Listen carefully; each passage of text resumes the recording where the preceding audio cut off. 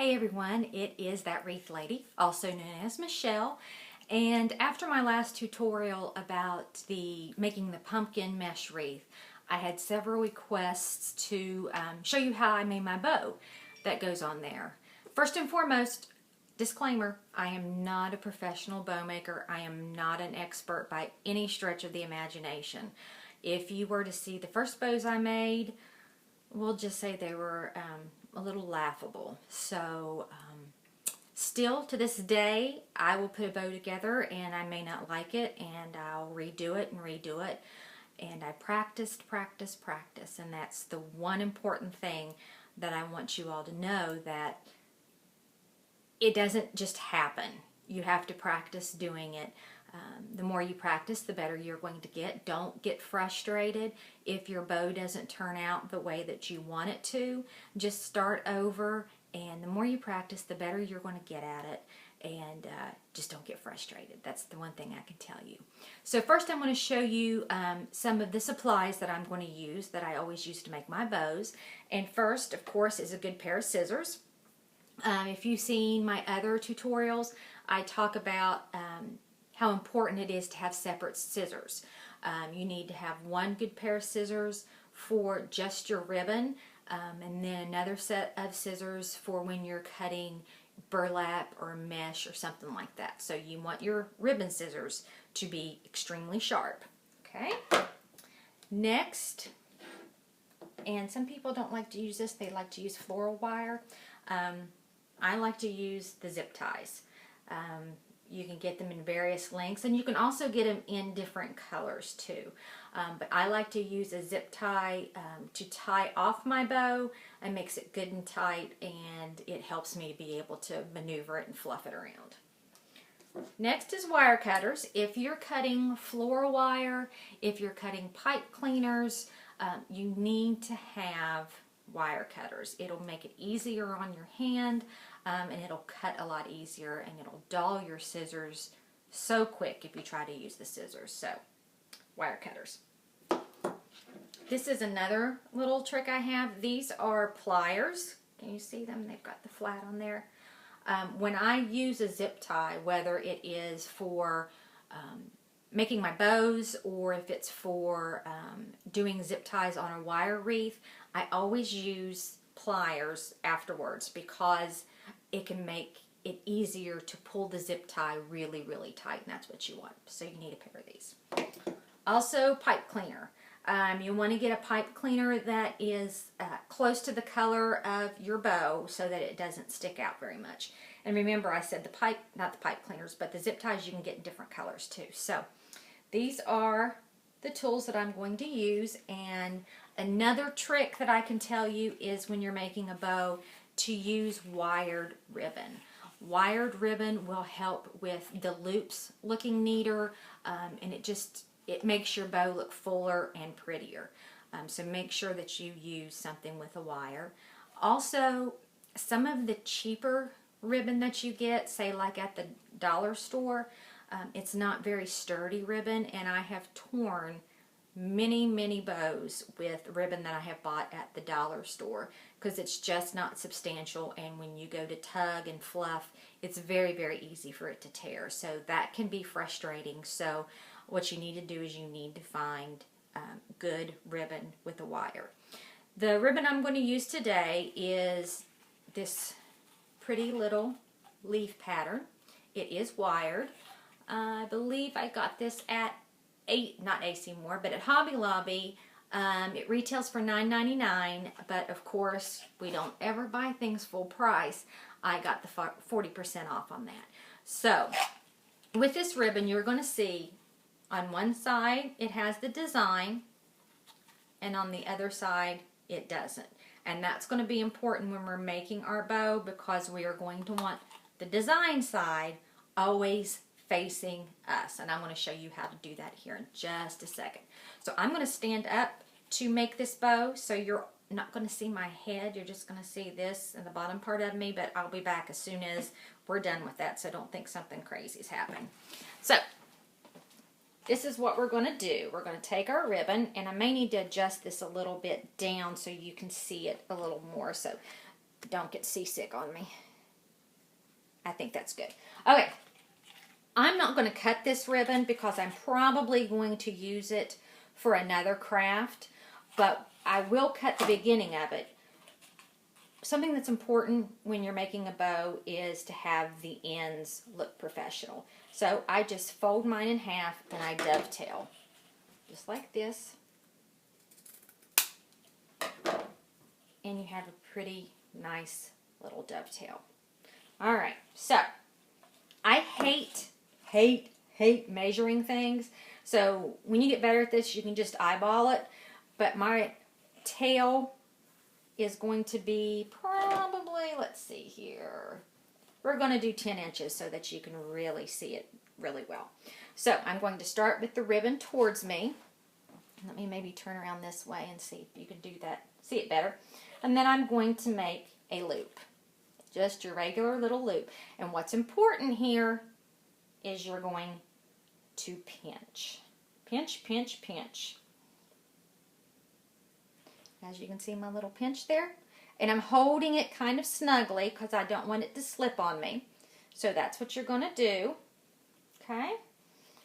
And again, do you remember what I said about you want the design to always be facing you? So we're going to do a little twist here so that will face us. So here's the back. Here's the front. Okay? Now, the bottom loop, I'm just going to make another loop. And again, I hate to measure, so the way I measure these loops is I just take a thumb in that one and my finger in that one and I pull it up. And it tells me, it gives me whether or not the loops are the same. Now this loop is a little bit bigger, so I'm going to move it down just a hair. And then I'm going to pinch. Pinch, pinch, pinch. And that's what it should look like so far. And again, you've got the back here and the front here, so you're wanting to do a little half twist. Like that. I'll do it for you again. Just a half twist. You don't need to keep twisting and twisting, so just a half twist. And then you have the design facing you. So this next loop, I'm going to make it just a wee bit longer than the first one. So I'm going to take the loop, and even though it's not going to be the same, I still put my fingers in it to see if it's at the length that I like, and I think it's maybe a ½ inch. So that's what I'm going to do. And then again, do we remember what we do next? We pinch. Pinch, pinch, pinch. Pinch, pinch, pinch. All right. And that's what it looks like. And then again, we have the back of the ribbon facing us, so we want to do a half twist. And then we have the design all facing us. So then I'm going to do another loop.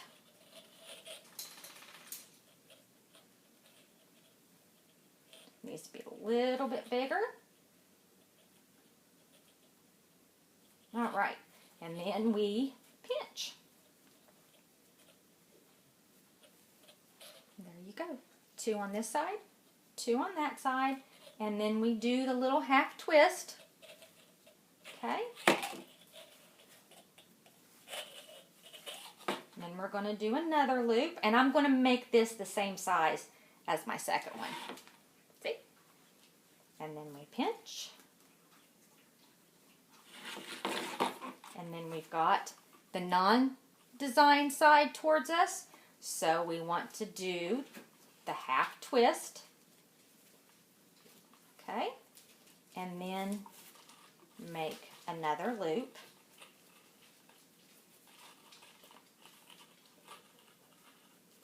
That's too long. So that's pretty good. And we are going to pinch. Pinch, pinch, pinch. And then we have 3 loops on one side, and there goes my ribbon, and 3 loops on the other. And I want to make it a little fluffier for you so you can see how to really separate it and make it look like a bow. So again, we've got the design side, the undesigned side, I mean. So we want to do a little half twist and make another loop. Again, about the same size. And again, we pinch, pinch, pinch. And then half twist. And then make another loop. And measure. Pinch. Half twist. Now, I would usually cut this part off for the tail, but like I said, I'm probably going to use this ribbon for another project. I just wanted to use it as a tutorial because it had the design on one side and the non-design on the other. So, you would probably cut this and then dovetail the end. So, as you can see, I've got a pretty good hold on this, and I'm pinching it with my thumb and my first finger, and the tail I've got back here. So now I'm going to take my zip tie, and I've used longer zip ties, but I tell you it's a little bit difficult to do the longer ones with two hands.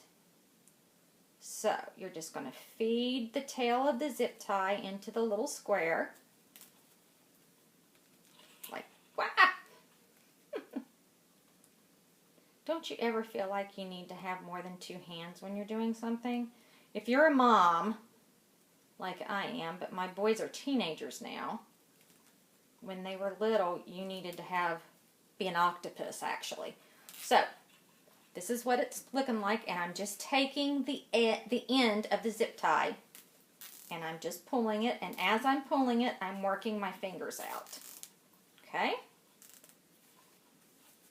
And this is what it looks like right now. Now, here come the pliers. Remember the little flat pliers I told you about? And I'm going to hold the center of the bow and grab a hold of that edge, and I'm just going to pull. And you can hear it snapping or clicking or whatever. And I'm going to pull that really, really, really, really tight. Okay? All right. Then you take your wire cutters, not your scissors, and cut the piece off. Try to get it as close as possible. If you don't get it right on the edge, that's fine. You may want to do another little pull.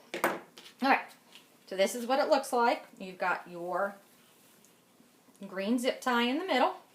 Now it comes your pipe cleaner, and I'm just going to cover up the zip tie. And you want to make it kind of even. As even as you can. And then I'm just going to do 1, 2 little twists. Okay? And then I'm going to move that to the back. So this is what we've got so far. Now, you've got all these ribbons. Now comes the fun part. We get to fluff and move our loops where we want them. So, and this is the reason why I say you need to use good ribbon. Many times when I've done this or done this, my finger has gone through the cheaper ribbon. So you just want to take your fingers in there and just fluff and move where you want it to. And just fluffing.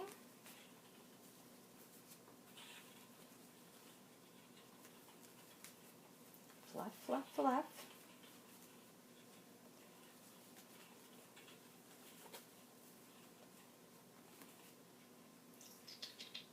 Let's see, move that one up there.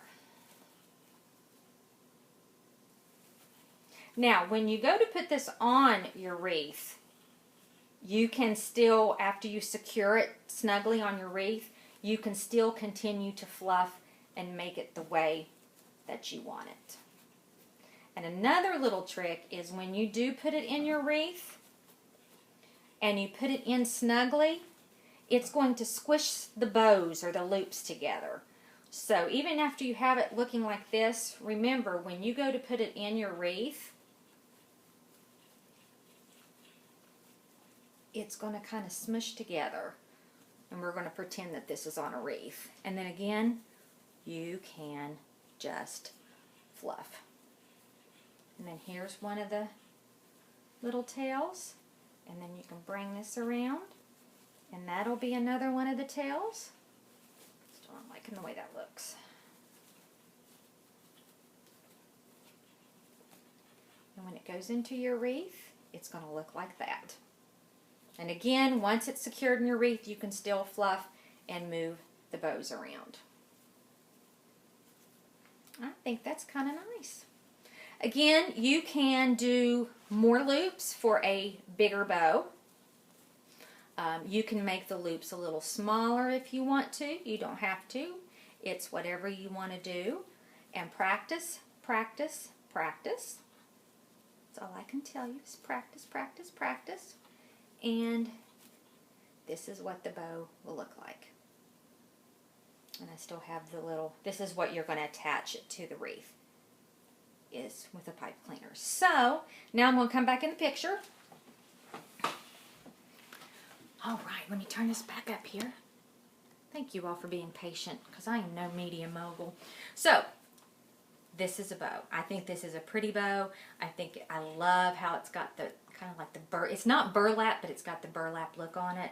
So, beautiful, beautiful bow for your wreath, or your door, or swag, or whatever you want to do for it. So, that is the way I make my bows. Practice, practice, practice. My next tutorial, I am going to show you, because I have this one ribbon that I really, really love, and it is wired, but it is flimsy. But I love the way it looks. It's orange, and it looks like it's been crinkled, but it does not make good loops, and it doesn't curl very well. So on my next tutorial, I'm going to show you some tricks on how to use a little more flimsy ribbon, still wired, and how to make it hold its shape. So I'm glad that you all joined us. You can join our Facebook page. It is called Wreaths, Tips, Tricks, Finds, and Friends. You can also go to my personal page, which is facebook.com/thatwreathlady, and you can always check out my website at thatwreathlady.com. Thatwreathlady.com. So I hope you enjoyed this and that you'll join our Facebook group, because we share all the time. So I thank you again, and I will be seeing you soon. Take care.